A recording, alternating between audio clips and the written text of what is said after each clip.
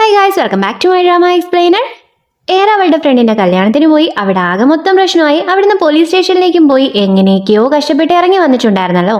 അതിനുശേഷം എന്താ സംഭവിക്കുന്നതെന്നാണ് മൂന്നാമത്തെ എപ്പിസോഡിൽ കാണിക്കുന്നത്. ഫാന്റാസ്റ്റിക് ഫോറിലെ 4 പേരും ഒരേ ഏരിയയിലാണ് താമസിക്കുന്നത്. ഒരേ ഏരിയ എന്ന് പറയുന്നതിനേക്കാൾ നല്ലത് ഒരേ അപ്പാർട്ട്മെന്റ് എന്ന് പറയുന്നതായിരിക്കും. ദൊങ്മാനും ചുമാനും വേറെ വേറെ വീടുകളിലായിട്ടാണ് താമസിക്കുന്നത്. എന്നാൽ സോളിയും ഏറയും ഒരേ വീട്ടിലാണ് താമസിക്കുന്നത്. ഇവർ 4 പേരും താമസിക്കുന്ന 3 വീടും അടുത്തടുത്താണ് കേട്ടോ. അതായത് ഇവർക്ക് 4 പേർക്കും എപ്പോൾ വേണേലും പരസ്പരം കാണാൻ പറ്റും. ഇപ്പൊ സോളി ഓഫീസിലേക്ക് പോകുന്നതിന് മുന്നേ ഏറയോട് ഞാൻ ഫുഡ് ഉണ്ടാക്കി വെച്ചിട്ടുണ്ട്, ദൊങ്മാനോടെ കൊടുത്തേക്ക് കേട്ടോ എന്ന് പറഞ്ഞ് നിങ്ങൾ ഇന്നലെ ജയിലിലായി നോക്കി കേട്ടല്ലോ, എന്താ സംഭവിച്ചതെന്ന് കൺസേൺ കൊണ്ട് ചോദിക്കുന്നു. ഏറ അത് ജയിലൊന്നും അല്ല, പോലീസ് സ്റ്റേഷൻ ആയിരുന്നു. പിന്നെ ടെൻഷൻ ആവാൻ പാകത്തിന് ഒന്നും അവിടെ സംഭവിച്ചിട്ടില്ല, നീ സമാധാനായിട്ട് പോയി വാ എന്ന് പറഞ്ഞ് സോളിയെ പറഞ്ഞയക്കുന്നു. കുറച്ച് സമയം കഴിയുന്നതും ഏറെ സോളി പ്രിപ്പയർ ചെയ്ത ബ്രേക്ക്ഫാസ്റ്റ് എടുത്ത് ദൊങ്മാന്റെ വീട്ടിലേക്ക് വരുവാണ്. കോളിംഗ് ബെല്ല് അടിച്ചു നോക്കുന്നുണ്ട്, എന്നാൽ യാതൊരു റെസ്പോൺസും ഇല്ല. ഞാനിപ്പോ എന്തിനെ വിളിച്ചു പോയിക്കൊണ്ടിരിക്കുന്നത്, എനിക്ക് ലോക്ക് അറിയാലോ എന്ന് പറഞ്ഞ് അവള് തന്നെ ഡോർ ഓപ്പൺ ചെയ്ത് അകത്തേക്ക് കയറുന്നു. ദൊങ്മാൻ കുളിച്ചുകൊണ്ടിരിക്കുവാണ്, അതുകൊണ്ടാണ് അവൻ ഡോർ ഓപ്പൺ ചെയ്യാതിരുന്നത്. അവന്റെ മാക്സിമം ശബ്ദത്തിൽ പാട്ടും പാടിയിട്ടായിരുന്നു കുളിക്കുന്നുണ്ടായിരുന്നത്. അതുകൊണ്ട് തന്നെ ഏറെ കോളിംഗ് ബെല്ല് അടിച്ചതും അകത്തേക്ക് കയറിയതും ഒന്നും അവൻ അറിഞ്ഞിട്ടില്ല. സോ സ്വാഭാവികമായും ബാത്റൂമിൽ നിന്ന് പാട്ടും പാടി പുറത്തേക്ക് വരുന്നതും അവിടെ നിൽക്കുന്ന നേരെ കണ്ട് അവൻ ഞെട്ടിപ്പോന്നു. നീ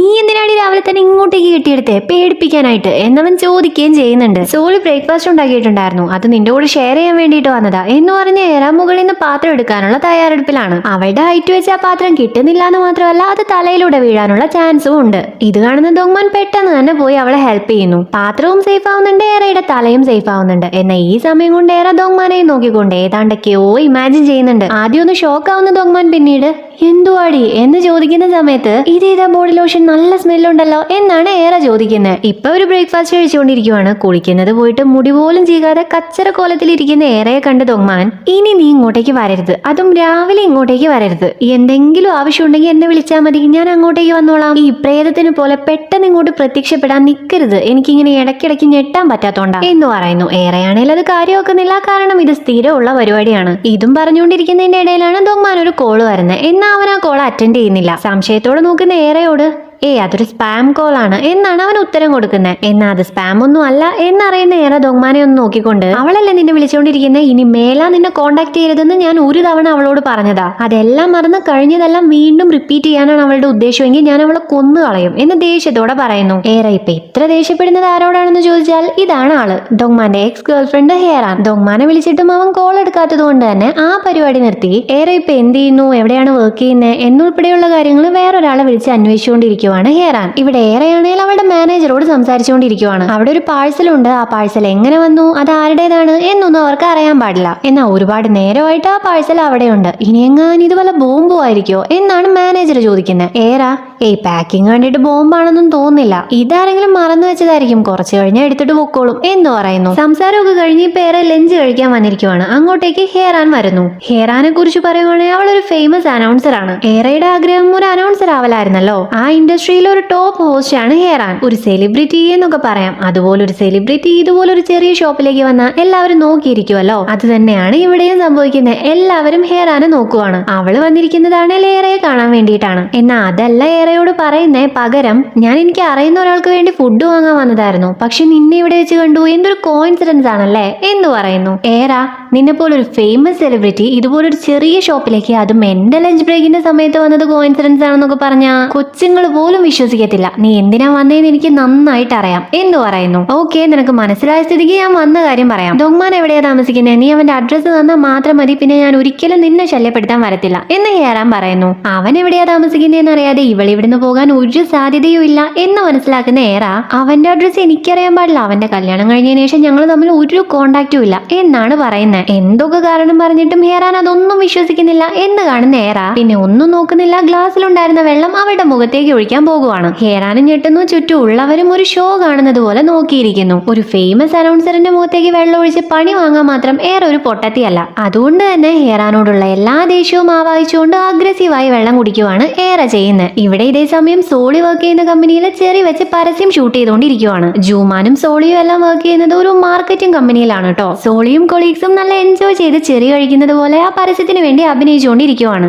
ഈ സമയത്ത് സോളി കാണുന്നതോ ജൂമാനും അവനെ ഇഷ്ടമുണ്ടായിരുന്ന ഒരു കൊളീഗ് ഉണ്ടായിരുന്നല്ലോ, അവളും കൂടെ നല്ല ചിരിച്ചു കളിച്ച് സംസാരിക്കുന്നത്. അത് കാണുന്ന സമയത്ത് ഇത്രമാത്രം ഇവർക്കെന്ത് സംസാരിക്കാനുള്ള എന്ന ചിന്തയാണ് സോളിക്ക് വരുന്നത്. സോ അവളുടെ ശ്രദ്ധ തെറ്റുന്നു, ആ ചെറിയ തൊണ്ടയിൽ കുടുങ്ങുകയും ചെയ്യുന്നു. അവൾക്ക് ശ്വാസം കിട്ടുന്നില്ല. എല്ലാവരും അലറുന്ന സൗണ്ട് കേട്ടാണ് ജൂമാൻ ഈ കാര്യം ശ്രദ്ധിക്കുന്നത്. അവൻ ഒരുപാട് ടെൻഷനായി അവളുടെ അടുത്തേക്ക് ഓടി വന്ന് ഫസ്റ്റ് എയ്ഡ് കൊടുക്കുന്നു. ചെറി പുറത്തേക്ക് പോകുന്നു, എന്ന് അവൾക്ക് ബോധം വന്നിട്ടില്ല. സോ അവൻ കൃത്രിമ ശ്വാസം കൊടുക്കുകയും ചെയ്യുന്നുണ്ട്. ഈ സമയത്ത് കാണിക്കുന്നത് ചെറുപ്പത്തിൽ നടന്നൊരു ഇൻസിഡന്റ് ആണ് കേട്ടോ.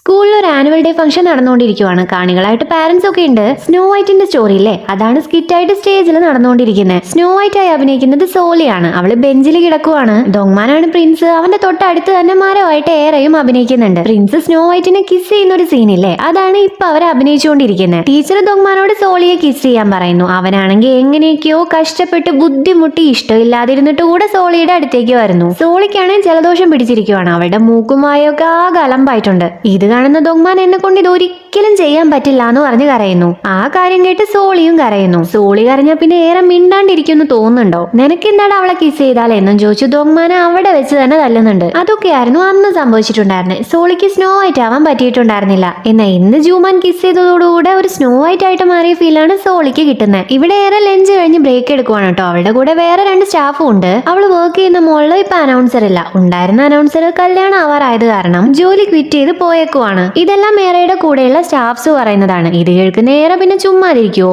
മാനേജറെ സോപ്പിടാൻ വേണ്ടി ഒരു ഡ്രിങ്ക് ഒക്കെ വാങ്ങി ഇപ്പൊ അവള് മാനേജറുടെ അടുത്തേക്ക് വന്നിരിക്കുവാണ്. ഏറാ, നിങ്ങൾ വല്ലാതെ ക്ഷീണിച്ചു പോയല്ലോ. നിങ്ങൾ ഒത്തിരി കഷ്ടപ്പെടുന്നുണ്ടെന്ന് എനിക്ക് നന്നായിട്ട് അറിയാം. പിന്നെ ഇപ്പൊ ഇവിടെ അനൗൺസർ കൂടെ ഇല്ലാത്ത സ്ഥിതിക്ക് ആ ജോലി കൂടെ നിങ്ങൾ ചെയ്യേണ്ടി വരുമല്ലേ. നിങ്ങൾ വീണ്ടും ടയർഡ് ആവത്തേ ഉള്ളൂ. പക്ഷെ നിങ്ങൾ പേടിക്കേണ്ട, നിങ്ങൾ ഞാൻ ഹെൽപ്പ് ചെയ്തോളാം. അനൗൺസർ ആവുന്ന കാര്യം ഞാൻ ഏറ്റു. ആ ജോലി ഞാൻ നല്ല വൃത്തിക്ക് ചെയ്തോളാം എന്ന് പറയുന്നു. മാനേജറിനും ഏറെ ഒരുപാട് കാലമായിട്ട് അറിയാം. അവളുടെ സ്വപ്നങ്ങളെ കുറിച്ചും നല്ല ബോധ്യമുണ്ട്. സോ അവർക്ക് അധികം സോപ്പിടേണ്ട ആവശ്യമൊന്നും വരുന്നില്ല. അനൗൺസർ ആവാൻ മാനേജർ സമ്മതിക്കുവാണ്. സ്ഥിരമായിട്ടല്ലാട്ടോ, താൽക്കാലികമായിട്ട്. മാനേജർ പ്രോപ്പർ ആയിട്ടുള്ള ഒരു ഇന്റർവ്യൂ എന്തായാലും ഉണ്ടാവും. ആ ഇന്റർവ്യൂ അറ്റൻഡ് ചെയ്യാനുള്ള ചാൻസ് നിനക്കും ഉണ്ടാവും. അതിൽ നീ നന്നായിട്ട് പെർഫോം ചെയ്താൽ ഈ അനൗൺസർ എന്ന് പറയുന്ന സ്ഥാനത്ത് നിനക്ക് സ്ഥിരമായിട്ട് ഇരിക്കാം. ഇപ്പൊ നീ താൽക്കാലികമായിട്ട് വർക്ക് ചെയ്യ് എന്ന് പറയുന്നു. ഇവിടെ ദോങ്മാനാണെങ്കിൽ ആകെ ദേഷ്യത്തിൽ ജോലി ചെയ്തുകൊണ്ടിരിക്കുവാണ്. കാരണം അവന്റെ സീനിയർ അങ്ങേരുടെ ജോലി കൂടെ അവന്റെ തലയിലിട്ട് മുങ്ങിയേക്കുവാണ്. ഇത് ഇന്നും ഇന്നലെയും തുടങ്ങിയ പരിപാടിയൊന്നും അല്ല, സ്ഥിരമുള്ള ഏർപ്പാടാണ്. അയാൾ അവന്റെ സീനിയർ ആയതുകൊണ്ടും എതിർത്ത് സംസാരിക്കുന്നതിന് ലിമിറ്റ് ഉള്ളതുകൊണ്ടും എല്ലാം സഹിച്ച് അവൻ ജോലി ചെയ്യാറാണ് പതിവ്. ഈ സമയത്ത് ഏറെ അവന് കോൾ ചെയ്ത്, എടാ നീ പെട്ടെന്ന് ഞാൻ വർക്ക് ചെയ്യുന്ന സ്ഥലത്തേക്ക് വാ, ഒരു ഗുഡ് ന്യൂസ് ഉണ്ട് എന്ന് പറയുന്നു. എനിക്കൊന്നും വയ്യ എന്നൊക്കെ അവൻ പറഞ്ഞെങ്കിലും അവൻ പെട്ടെന്ന് തന്നെ ഏറയുടെ അടുത്തേക്ക് എത്തുന്നുണ്ട്. ഗുഡ് ന്യൂസ് എന്താണെന്ന് മനസ്സിലായല്ലോ. അവൾ അനൗൺസർ ആയിട്ട് വർക്ക് ചെയ്യാൻ പോകുവാണ്. അവൾ ഒരുപാട് ഹാപ്പിയാണ്. സന്തോഷത്തോടെ ഡാൻസ് ചെയ്ത് നടക്കുന്ന ഏറയോട് ദോങ്മാൻ, അതൊക്കെ ശരി, അതിന് നീ ഇപ്പൊ എന്തിനാ എന്നോട് വരാൻ പറഞ്ഞേ എന്ന് ചോദിക്കുന്നു. ഏറാ, ഞാൻ എന്റെ ജീവിതത്തിൽ ആദ്യമായിട്ടാണ് അനൗൺസർ ആയിട്ട് വർക്ക് ചെയ്യാൻ പോകുന്നത്. ഇതൊരു ചരിത്ര മുഹൂർത്തമാണ്. ആ ചരിത്ര മുഹൂർത്തം ഓർമ്മയായിട്ട് സൂക്ഷിക്കേണ്ട ഒന്നാണ്. അതായത് ഞാൻ അനൗൺസ് ചെയ്യുന്ന കാര്യം നീ റെക്കോർഡ് ചെയ്ത് തരണം. അതിനാണ് ഞാൻ നിന്നെ വിളിപ്പിച്ചത് എന്ന് പറയുന്നു. ഫ്രണ്ട് ആയി പോയില്ലേ, വേറെ എന്ത് ചെയ്യാൻ പറ്റും എന്ന് പറഞ്ഞ് ദോങ്മാൻ നേരെ സ്പീക്കറിന്റെ അടുത്തേക്ക് പോവുകയും ചെയ്യുന്നു. ഇപ്പൊ ഏറെ അനൗൺസ് ചെയ്യാൻ തുടങ്ങുവാണ്. അവളെ കുറിച്ച് പറയേണ്ട കാര്യമില്ലല്ലോ. മൈക്ക് കയ്യിൽ കിട്ടുന്നതും അവള് വേറൊരാളായിട്ട് മാറുവാണ്. അവള് പറയുന്ന കാര്യങ്ങൾ ദോങ്മാൻ റെക്കോർഡ് ചെയ്യുന്നുണ്ടെന്ന് മാത്രമല്ല, അവള് സംസാരിച്ചു കഴിയുന്നതും ഇത് എന്റെ ഫ്രണ്ടാ സംസാരിക്കുന്നത് എന്നൊക്കെ അവിടെയുള്ളവരോട് നല്ല അഭിമാനത്തോടെ പറയുകയും ചെയ്യുന്നുണ്ട്. ഇപ്പൊ ഏറെയും ദോങ്മാനും ഗാർഡനിൽ ഇരുന്നുകൊണ്ട് റെക്കോർഡ് ചെയ്ത വോയിസ് കേൾക്കുവാണ്. അത് കേട്ട് കഴിയുന്നതും ഇനി ഞാൻ എന്ത് ചെയ്യും എന്ന് കണ്ണൊക്കെ നിറഞ്ഞുകൊണ്ട് ഏറെ ചോദിക്കുന്നു. ദോങ്മാൻ ആകെ കൺഫ്യൂസ്ഡ് ആയി,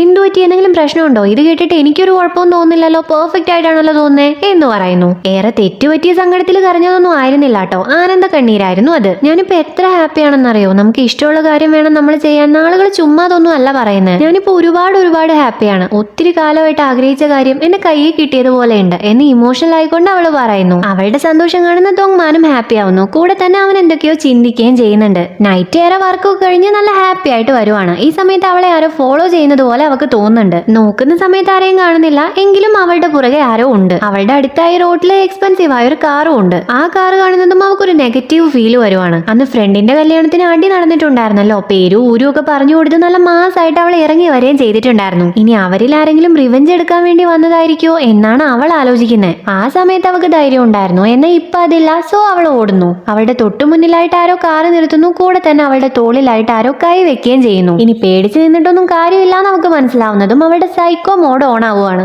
തന്റെ ഹാൻഡ് ബാഗും കൂട്ടിപ്പിടിച്ച് തൊട്ടയാൾ അവള് പൊതിരെ തല്ലുന്നു. ഈ സമയത്ത് കാറിൽ നിന്ന് ഇറങ്ങുന്നത് അവള് പ്രതീക്ഷിച്ച ആളുകൾ ആയിരുന്നില്ല കേട്ടോ, ഒരു അമ്മയും കൊച്ചുമായിരുന്നു.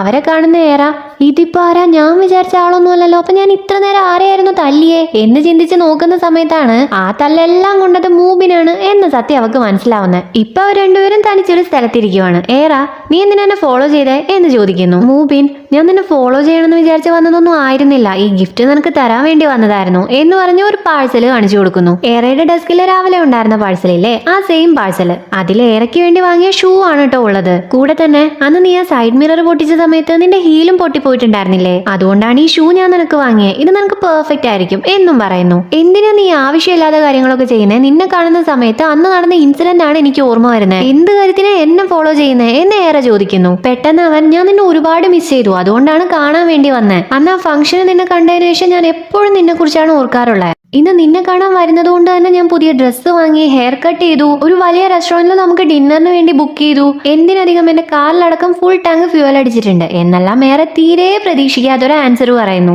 അവന്റെ ഈ സ്ട്രേറ്റ് ഫോർവേഡ് ആയിട്ടുള്ള ആൻസർ കേട്ട് ഏറെ ചെറുതായി ഒന്ന് ഇംപ്രസ്ഡ് ആവുന്നുണ്ട്. ഇവൻ ക്യൂട്ടാണല്ലോ എന്ന് ചിന്തിച്ച്, അതൊക്കെ ഓക്കെ, ഈ ഫുൾ ടാങ്ക് ഫ്യൂവലും ഇതും തമ്മിൽ എന്താ ബന്ധം എന്ന് ചോദിക്കുന്നു. അത് പിന്നെ നിനക്ക് ലോങ് ഡ്രൈവ് പോകേണ്ടി വന്നാലോ എന്ന് പറഞ്ഞ് മൂബിൻ, നിനക്ക് ബോയ് ഫ്രണ്ട് ഉണ്ടോ എന്ന് ചോദിക്കുന്നു. ഇല്ലെങ്കിൽ നീ എന്ത് ചെയ്യാനാ എന്ന് ഏറയുടെ ചോദ്യം കേട്ട്, എന്നാ എന്നെ ഡേറ്റ് ചെയ്തൂടെ, ഒരു 10 ഡേറ്റ് മാത്രം എന്റെ കൂടെ വന്നാൽ മതി, ഞാൻ എന്റെ ബെസ്റ്റ് തന്നെ ചെയ്തോളാം, ഞാൻ നിന്നെ നന്നായി കെയർ ചെയ്തോളാം, നിനക്ക് എങ്ങനെയാണോ നിന്റെ ഫ്യൂച്ചർ പാർട്ട്ണർ വേണ്ടത് ഞാൻ അതുപോലെ തന്നെ നടന്നോളാം എന്ന് പറയുന്നു. ഇതോടെ കേൾക്കുന്നതും ഏറെ ഒന്നുകൂടെ ഇംപ്രസ്ഡ് ആവുകയാണ്. അതുകൊണ്ട് തന്നെ അവക്ക് പാകമല്ലാതിരുന്നിട്ട് കൂടെ ആ ഷൂ അവളെ ആക്സെപ്റ്റ് ചെയ്യുകയും ചെയ്യുന്നുണ്ട്. ഇവിടെ ദൊങ്മാനാണെങ്കിൽ ഏറെ പറഞ്ഞ കാര്യവും ആലോചിച്ചുകൊണ്ടിരിക്കുവാണ്. അവള് പറഞ്ഞിട്ടുണ്ടായിരുന്നില്ലേ നമുക്ക് ഇഷ്ടപ്പെട്ട കാര്യങ്ങൾ ചെയ്യുമ്പോൾ ഉണ്ടാവുന്ന ഹാപ്പിനെസിനെ കുറിച്ച്, ആ കാര്യം കേൾക്കുന്നതും അവൻ ആലോചിക്കുന്നതും മാർഷ്യൽ ആർട്സിനെ കുറിച്ചാണ് കേട്ടോ. മാർഷ്യൽ ആർട്സ് ആണ് അവന്റെ എല്ലാം.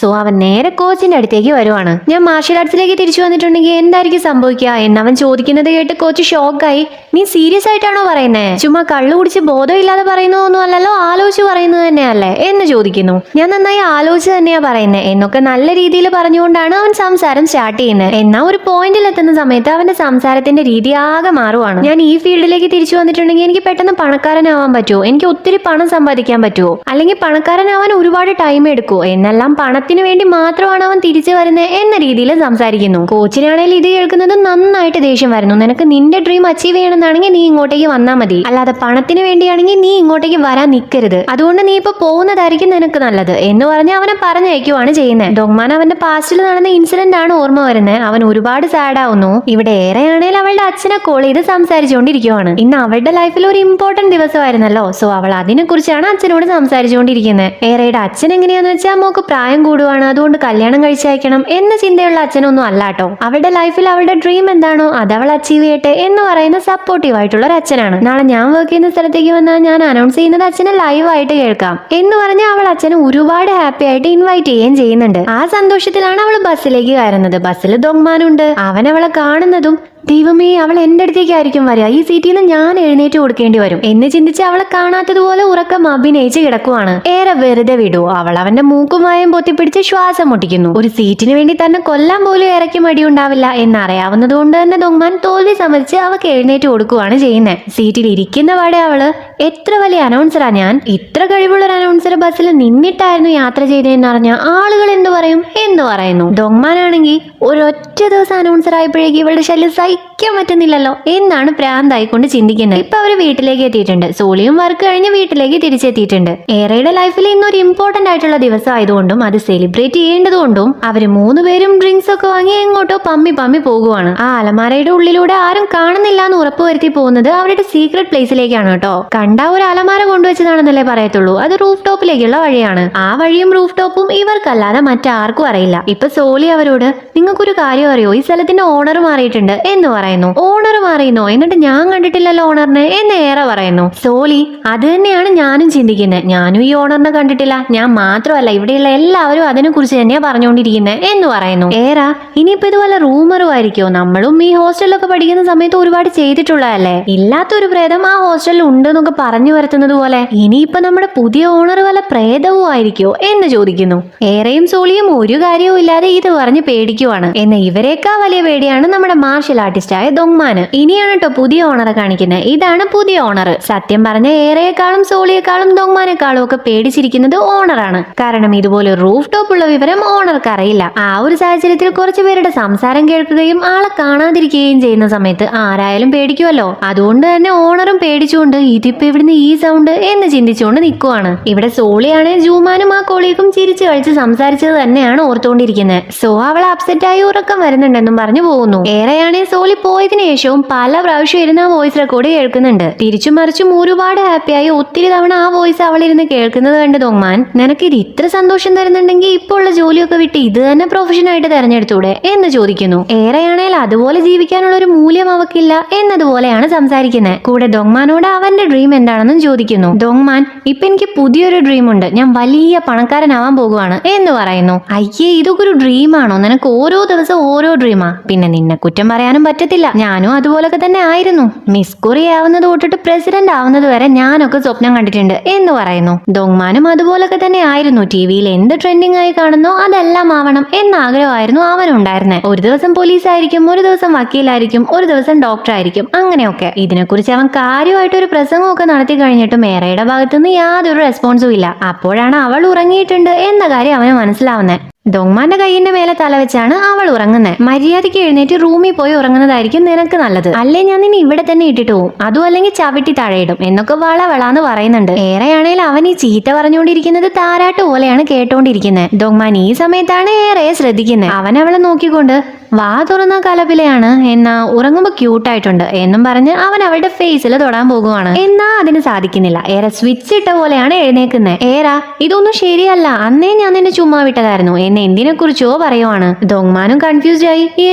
എന്നാണ് ചോദിക്കുന്നത്. കഴിഞ്ഞ പ്രാവശ്യം പോലീസ് സ്റ്റേഷനിൽ നിന്ന് വന്നപ്പോ നീ എന്നെ ഹഗ് ചെയ്ത് കരഞ്ഞിട്ടുണ്ടായിരുന്നില്ലേ? അന്ന് സത്യം പറഞ്ഞാൽ ഞാൻ നിന്നെ ചുമ്മാ വിട്ടതായിരുന്നു. പക്ഷെ ഇന്ന് ഞാൻ പറയുവാണ്, നീ എന്നെ അതുപോലെ തൊടാൻ നിൽക്കരുത്. ഞാൻ നിന്നെ പോലെ ടൗണിലൊന്നും ആയിരുന്നില്ല പഠിച്ചിട്ടുണ്ടായിരുന്നത്, ഒരു ഗ്രാമത്തിലാണ് പഠിച്ചത്. ഫോർ എക്സാമ്പിൾ, ഞാൻ നിന്നെ ഇതുപോലെ ഹഗ് ചെയ്യാണെന്ന് വിചാരിച്ചോ, നിനക്ക് ഒരു കുഴപ്പം ഉണ്ടാവില്ല. പക്ഷെ എനിക്ക് അങ്ങനെയല്ല, എനിക്ക് എന്തൊക്കെയോ കുഴപ്പം ഉണ്ടാവുന്നുണ്ട് എന്നും പറഞ്ഞൊരു ഡെമോയും കൊടുത്ത് ഇനി മേല എന്നെ ടച്ച് ചെയ്യാൻ ട്രൈ ചെയ്യരുത് എന്ന വാണിംഗും കൊടുത്തുകൊണ്ടാണ് ഏറെ താഴേക്ക് ഇറങ്ങി വരുന്നത്. സംഭവം മാസ് ഡയലോഗ് അടിച്ച് ഇറങ്ങി വന്നെങ്കിലും ഏറെയുടെ ഹാർട്ട് ബീറ്റ് വളരെ അധികം കൂടിയിട്ടുണ്ടായിരുന്നു. അവളെ അങ്ങനെയാണ് എന്ന് അവളെക്കാ കഷ്ടമാണ് ദോങ്മാന്റെ അവസ്ഥ. അവന്റെ കാത് വരെ ചുവന്നു പോയിട്ടുണ്ട്. ഇവളിപ്പോ എന്തിനെ എന്നെ ടച്ച് ചെയ്തേ എന്നാണ് അവൻ ചോദിക്കുന്നത്. നെക്സ്റ്റ് ഡേ മോർണിംഗ് അവര് 4 പേരും ജോലിക്ക് പോകാൻ റെഡിയായി വരുവാണ്. വഴിയിൽ ദോങ്മാന്റെ കോച്ച് ഫുഡ് ട്രക്കും കൊണ്ട് വന്നിട്ടുണ്ട്. അത് കണ്ട് ദോങ്മാന്റെ ഫ്രണ്ട്സ് അവനെ കളിയാക്കുകയും ചെയ്യുന്നുണ്ട്. കാരണം 10 വർഷമായി ദോങ്മാന്റെ കോച്ച് അവൻ പോകുന്ന സ്ഥലത്തെല്ലാം ഫുഡ് ട്രക്കും കൊണ്ട് പോകാറാണ് പതിവ്. ഇന്നും ചടങ്ങ് തെറ്റിച്ചിട്ടില്ല. കറക്റ്റ് അവന്റെ മുന്നിൽ തന്നെ വന്ന് നിൽക്കുന്നുണ്ട്.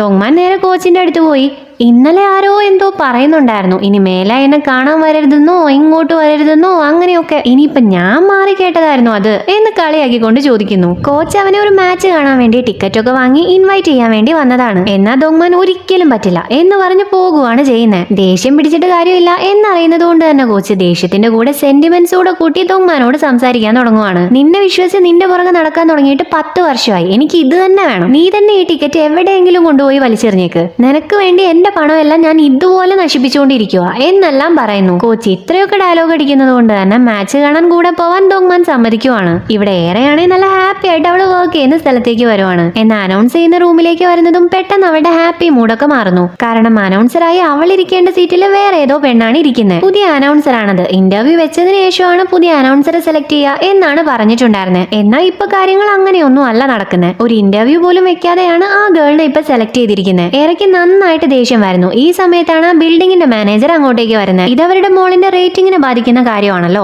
നമുക്ക് പ്രോപ്പർ ആയിട്ട് ഒരു ഇന്റർവ്യൂ വെക്കാം. അതിനുശേഷം ആരെയാണോ സെലക്ട് ചെയ്യുന്നത് അവർ അനൗൺസർ ആവട്ടെ. നിങ്ങൾ ആരാണോ നന്നായിട്ട് പെർഫോം ചെയ്യുന്ന അവർക്ക് പെർമനന്റ് ആയിട്ട് ഈ അനൗൺസറിന്റെ ചെയറിലിരിക്കാം എന്ന് പറയുന്നു. ഏറെ ഒത്തിരി ഹാപ്പിയായി താങ്ക്സ് പറയുകയും ചെയ്യുന്നുണ്ട്. ഇവിടെ ദോങ്മാന്റെ സീനിയർ ആണെങ്കിൽ അവന് പണി കൊടുത്തോണ്ടിരിക്കുവാണ്. അതായത് സീനിയറിന്റെ പണി കൂടെ ദോങ്മാന് കൊടുത്തോണ്ടിരിക്കുവാണ്. ദോങ്മാൻ, നിങ്ങൾക്ക് പറ്റില്ലെങ്കിൽ പറ്റില്ല എന്ന് പറഞ്ഞാൽ പോരെ, ഇതിപ്പോ നിങ്ങൾ ചെയ്യേണ്ട ജോലി കൂടെ ഞാനാണ് ചെയ്യേണ്ടി വരുന്നത്. എനിക്ക് ജോലി ഭാരം കൂടുവല്ലേ എന്ന് ഫ്രസ്ട്രേറ്റഡ് ആയി പറയുന്നു. അവന്റെ സീനിയർ ഇത് കേൾക്കുന്നതും കാറ് നിർത്താൻ പറഞ്ഞ് പുറത്തിറങ്ങിയതിനു ശേഷം അവനോട് സംസാരിക്കുവാണെന്ന് പറയാൻ പറ്റില്ല, ചീത്ത പറഞ്ഞുകൊണ്ടിരിക്കുവാണ്. കാലിലേക്ക് ചവിട്ടുകയും മടിക്കുകയും ഒക്കെ ചെയ്യുന്നുണ്ട്. അതും നടുറോട്ടിൽ അത്രയും ആളുകളുടെ മുന്നിൽ വെച്ച്. നിനക്ക് പറ്റുമെങ്കിൽ ഈ ജോലി ചെയ്യുക, അല്ലെങ്കിൽ ഇത് കളഞ്ഞ് വേറെ വല്ല ജോലിക്കും പോകാൻ നോക്ക്. ഞാൻ പറയുന്നതാണ് നീ കേൾക്കണ്ടേ, അല്ലാതെ നീ പറയുന്നത് ഞാനല്ല കേൾക്കണ്ടേ. നീ എന്റെ താഴെയാണുള്ളത്, അപ്പൊ ഞാൻ പറയും നീ അതുപോലെ ചെയ്യണം, അല്ലാതെ എന്നെ ഭരിക്കാൻ വരരുത് എന്നെല്ലാം മോശമായ രീതിയിൽ സംസാരിക്കുന്നു. ഇത്രയൊക്കെ കേട്ടിട്ടും ദോങ്മാൻ തിരിച്ചൊന്നും പറയുന്നില്ല കേട്ടോ, കാരണം അവന്റെ അവസ്ഥ അതാണ്. ഇവിടെ ഇതേ സമയം ഏറെയുടെ ഇന്റർവ്യൂ നടന്നുകൊണ്ടിരിക്കുവാണ്. ആ ഗേളാണ് ആദ്യം സംസാരിക്കുന്നത്. ഒരു ന്യൂസ് റിപ്പോർട്ട് വായിക്കുന്നത് പോലെയാണ് സംസാരിച്ചുകൊണ്ടിരിക്കുന്നത്. ആ മോളിൽ എങ്ങനെയാണോ സംസാരിക്കേണ്ടത് അതുപോലെയല്ല സംസാരിക്കുന്നത്. ആ ഗേളിനെ ഇന്റർവ്യൂ ചെയ്ത് കഴിഞ്ഞതിന് ശേഷം ഇപ്പൊ ഏറെയാണ് ഇന്റർവ്യൂ ചെയ്യുന്നത്. ആ മോളിൽ എങ്ങനെയാണോ സംസാരിക്കേണ്ടത് അതുപോലെ തന്നെ പ്രൊഫഷണൽ ആയിട്ട് ഏറെ സംസാരിക്കുന്നുണ്ട്. നല്ല അടിപൊളിയായിട്ട് സംസാരിക്കുന്നുണ്ട്. ബോസും ഇംപ്രസ്ഡ് ആവുന്നുണ്ട്. പക്ഷെ ഒരു പ്രശ്നം എന്താന്ന് വെച്ചാൽ ആ ഗേൾ റെക്കമെൻഡേഷനിലാണ് വന്നിട്ടുള്ളത്. അതുകൊണ്ട് തന്നെ എത്ര നന്നായി ഏറെ സംസാരിച്ചാലും സെലക്ട് ചെയ്യേണ്ടത് ആ ഗേളിനെ തന്നെയാണ്. ഏറെയെ ഒഴിവാക്കാനായിട്ട് ഒരു കാരണം പറയണമല്ലോ.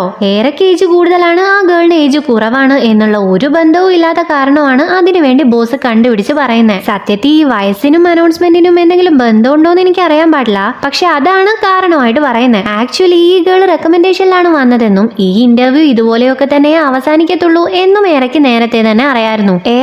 ഇതുപോലെ ഒഴിവാക്കാൻ വേണ്ടിയിട്ടായിരുന്നെങ്കിൽ ഇതുപോലെ ഇന്റർവ്യൂ വെക്കേണ്ട ഒരു ആവശ്യവും ഉണ്ടായിരുന്നില്ലല്ലോ. ആളുകളെ പറഞ്ഞു പറ്റിക്കുമല്ലേ നിങ്ങൾ ചെയ്യുന്നത്. നീ റിസപ്ഷനിസ്റ്റ് ആയിട്ട് തന്നെ ഇരിക്കും, ഈ ഗേളാണ് അനൗൺസർ ആവാൻ പോകുന്നതെന്ന് പറഞ്ഞിട്ടുണ്ടായിരുന്നെങ്കിൽ ഞാൻ ഒന്നും പറയത്തില്ലായിരുന്നല്ലോ. എനിക്ക് കുഴപ്പമില്ല, ഇനിയെങ്കിലും ഇതുപോലെ ആരെയും പറഞ്ഞു പറ്റിക്കാൻ നടക്കരുത് എന്ന് ഇമോഷണൽ ആയിക്കൊണ്ട് പറയുന്നു. അവൾ അവളുടെ ഡെസ്കിലേക്ക് തിരിച്ചു വന്നതിന് ശേഷം ആദ്യമേ ചെയ്യുന്നത് അച്ഛന് മെസ്സേജ് അയക്കലാണ്. കാരണം അവളുടെ അനൗൺസ്മെന്റ് കേൾക്കാൻ വേണ്ടി അച്ഛനോട് വരാൻ പറഞ്ഞിട്ടുണ്ടായിരുന്നല്ലോ. സോ കരഞ്ഞുകൊണ്ട് അച്ഛൻ വരേണ്ട ആവശ്യമില്ലാന്ന് അവൾ അച്ഛന് മെസ്സേജ് ചെയ്യുന്നു. ഇതൊക്കെ കഴിഞ്ഞ് കുറച്ച് സമയം കഴിഞ്ഞ് ഏറെ പുറത്തേക്ക് വരുന്നതും കാണുന്നത് ദോങ്മാനെയാണ്. നീ എന്താ ഇവിടെ, ഞാൻ നിന്നെ വിളിച്ചിട്ടുണ്ടായിരുന്നില്ലല്ലോ എന്ന് ഏറെ ചോദിക്കുന്നു. ദോങ്മാനാണേൽ ആ ചോദ്യമല്ല ശ്രദ്ധിക്കുന്ന ഏറെയുടെ യൂണിഫോം ആണ്. അവൾ അനൗൺസർ ആയിട്ടല്ല വർക്ക് ചെയ്യുന്നത് എന്ന കാര്യം അവന് മനസ്സിലാവുന്നു. ഏറെക്ക് നന്നായിട്ട് കരച്ചിൽ വരുന്നുണ്ട്. എന്നാൽ ദോങ്മാന്റെ മുന്നിൽ കാണിക്കാൻ പാടില്ല എന്ന് കരുതി ഞാനാണ് ആ ജോലി വേണ്ടാന്ന് പറഞ്ഞ് എനിക്ക് അതിനോട് വലിയ താല്പര്യമില്ല എന്ന് അവള് കള്ളം പറയുന്നു. ദോങ്മാൻ കൂടുതലൊന്നും ചോദിക്കുന്നില്ല, നേരെ അവളുടെ അടുത്ത് വന്ന് തിരിഞ്ഞിരിക്കുവാണ് ചെയ്യുന്നത്. നീ ഇപ്പൊ നല്ല വിഷമത്തിലാണെന്ന് എനിക്കറിയാം, നീ കരഞ്ഞേക്ക്, അങ്ങനെയല്ലോ നീ ഒന്ന് ഫ്രീ ആവുമല്ലോ, പിന്നെ ഞാൻ നിന്നെ കവർ ചെയ്തോളാം, സോ ആരും നീ കരയുന്നത് കാണത്തൊന്നുമില്ല എന്നും പറയുന്നു. നടന്ന കാര്യങ്ങളെല്ലാം ആലോചിച്ച് അവൾ ഒരുപാട് കരയുന്നു. ഒരു ദിവസമായിരുന്നു അവൾ മൈക്ക് പിടിച്ച് സംസാരിച്ചിട്ടുണ്ടായിരുന്നേ. അന്ന് അവൾ ഒരുപാട് ഹാപ്പി ആയിരുന്നു. എന്നാൽ ഇത്ര പെട്ടെന്ന് പഴയ അവസ്ഥയിലേക്ക് തിരിച്ചു വരുന്ന അവൾ തീരെ പ്രതീക്ഷിച്ചിട്ടുണ്ടായിരുന്നില്ല. അവക്ക് മാത്രമല്ല ദോങ്മാന്റെ അവസ്ഥയും വളരെ കഷ്ടമാണ്. അവനും അവന്റെ ഫീൽഡിൽ പ്രശ്നങ്ങൾ തന്നെയാണ് ഉള്ളത്. കാര്യം എത്രയൊക്കെ അടി ഉണ്ടാക്കുമെങ്കിലും ഏറെക്ക് സപ്പോർട്ടായി ദോങ്മാനും ദോങ്മാന് സപ്പോർട്ടായി ഏറെയും എപ്പോഴും ഉണ്ടാവാറുണ്ട്. ഇപ്പൊ ദോങ്മാൻ നൈറ്റ് കോച്ചിന്റെ കൂടെ ഒരു മാച്ച് കാണാൻ വേണ്ടി വന്നിരിക്കുവാണ്. ഇതായിരിക്കും ഞാൻ അവസാനമായിട്ട് കാണാൻ പോകുന്ന മാച്ച്, ഇനി മേലെ ഈ പരിപാടിക്ക് ഞാൻ ഉണ്ടാവില്ല എന്നും പറഞ്ഞുകൊണ്ടാണ് ദോങ്മാൻ ഇപ്പൊ മാച്ച് കാണാൻ വേണ്ടി വന്നിട്ടുള്ളത്. കോച്ച് നല്ല ഇൻട്രസ്റ്റോടെയാണ് ഇരിക്കുന്നത്. എന്നാൽ ദോങ്മാൻ ഇതെല്ലാം ബോറായിട്ടാണ് തോന്നുന്നത്. കോച്ച്, നിനക്ക് ഈ ഫൈറ്റ് ഒക്കെ കാണുമ്പോൾ ഉള്ളിന്ന് ഒരു ഇത് വരുന്നുണ്ടോ, എനിക്കും ഫൈറ്റ് ചെയ്താൽ കൊള്ളാം എന്ന പോലെ ഒരു തോന്നലൊക്കെ വരുന്നുണ്ടോ, ഒരു തീപ്പൊരിയൊക്കെ വരുന്നുണ്ടോ എന്നൊക്കെ ചോദിക്കുന്നു. വരുന്നുണ്ട്, എനിക്ക് ഉറക്കം വരുന്നുണ്ട്, എനിക്ക് നന്നായിട്ട് ബോറടിക്കുന്നുണ്ട്, ഇത് എപ്പോഴാ തീരുക എന്നാണ് ദോങ്മാൻ ചോദിക്കുന്നത്. കോച്ച്, നീ ഒന്നുകൊണ്ടും പേടിക്കേണ്ട, ഇത് അവസാനത്തെ മാച്ചാണ് എന്ന് പറയുന്നതും ഒരുത്തൻ അങ്ങോട്ടേക്ക് വരുന്നു. ഈ മുടിയും കളർ ചെയ്ത് ഡാൻസും കളിച്ച് വരുന്ന ഇവന്റെ പേര് കിം തക്സു എന്നാണ് കേട്ടോ. ഗാലറിയിൽ ഇരിക്കുന്ന ഒരുപാട് പേര് അവന്റെ പേര് വിളിച്ചു കൂവുന്നുണ്ട്. കയ്യടിയും ബഹളവും ഒക്കെയാണ് ഉള്ളത്. എന്നാൽ ദോങ്മാൻ ആണെങ്കിൽ ആകെ ഫ്രീസ് ആയിട്ട് ഇരിക്കുവാണ്. കൂടെ തന്നെ നിങ്ങൾ എന്തിനാ എന്നോട് ഇത്രയ്ക്ക് ക്രൂരത കാണിക്കുന്നേ എന്ന് കോച്ചിനോട് ചോദിക്കുകയും ചെയ്യുന്നുണ്ട്. ഇതോടുകൂടെയാണ് 3ാമത്തെ എപ്പിസോഡ് തീരുന്നത്. അപ്പൊ വീഡിയോ ഇഷ്ടപ്പെട്ടിട്ടുണ്ടെങ്കിൽ ലൈക്ക് ചെയ്യുക, കമന്റ് ചെയ്യുക, സബ്സ്ക്രൈബ് ചെയ്യുക.